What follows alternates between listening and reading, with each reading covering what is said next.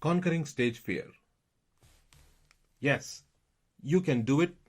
Absolutely. And I'm going to show you how in this module. Now, before I do that, I'm going to show you two quotes from two people who have been there and done that. One of them is from Mark Twain. Now, I don't know if Mark Twain really said that, but it doesn't matter. What matters is what he said. There are two types of speakers, those that are nervous and those that are liars. Now, I've been there and I've spoken a lot of times, and every single time I go through the nervousness. For the first few seconds, I'm always nervous. I quickly get over it, but then I am nervous every single time. The other one is from Jerry Seinfeld, and he says, according to most studies, people's number one fear is public speaking. Number two is death. Death is number two. Does that sound right? This means to the average person, if you go to a funeral, you are better off in the casket than doing the eulogy. Very funny.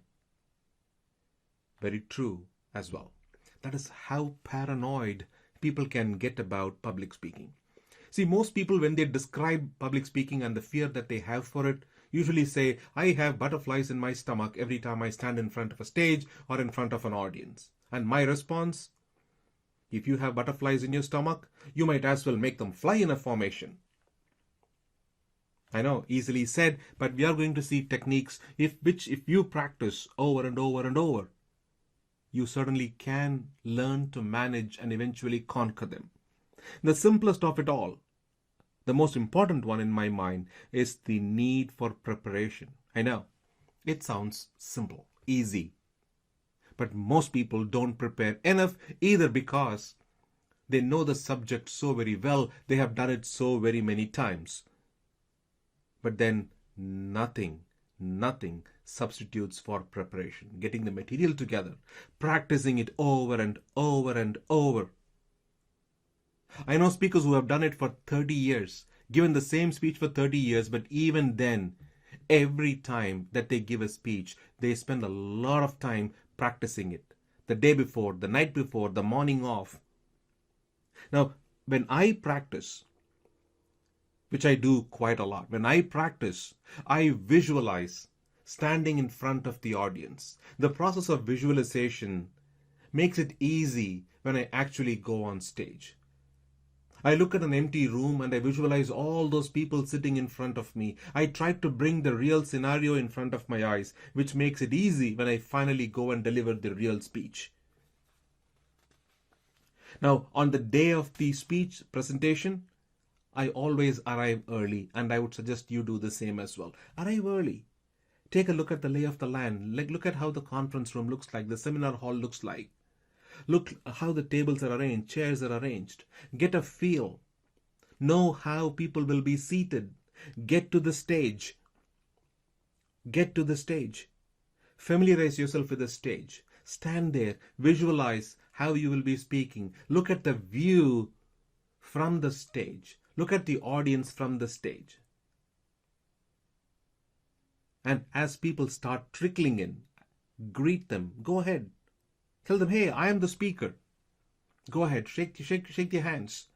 Get to know their names. You need familiar faces. When you get up on stage finally, you need familiar faces to look at. So greeting them, introducing yourselves and getting to know them makes the job that much easier. Now, because you have prepared and practiced, I want you to draw upon your confidence. See, you took a lot of time assembling the material. So that should, and you prepared, and you practiced. And that should give you enough confidence. Now, focus on that confidence. Remember how good you are.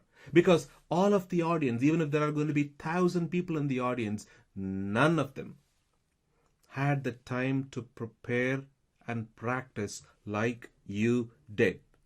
And that makes you the very best person to deliver that speech that day. You have to believe that you are the best person. Give yourself that credit. Trust me, a little vanity goes a very long way. And for that reason, the audience should be lucky to have you there and give the speech. Give yourself that permission. And that makes you an expert. The audience is lucky to have you, and that makes you an expert. You know more about the subject than them because you have prepared, you have practiced. Now let me ask you a question. Would you have trouble talking to the audience one-on-one, any one person in the audience one-on-one? I hope not. Because any of us can hold a conversation with one person with ease, no matter who they are. Now imagine talking to a group. Now if the individual doesn't scare you, why should a group of them scare you? See, we talked about greeting the audience, and that is precisely why we greeted the audience, because we wanted to know them by person. So if the individual does not scare you, the group should not scare you as well. Now remember, the audience is not a jury. They are not there to judge you. They are there to cheer for you, to root for you. So there is no reason they should scare you. See, above all, you are there to teach them a thing or two. They are there to learn from you. They are there to learn from you. And for that very reason, they are going to cheer for you.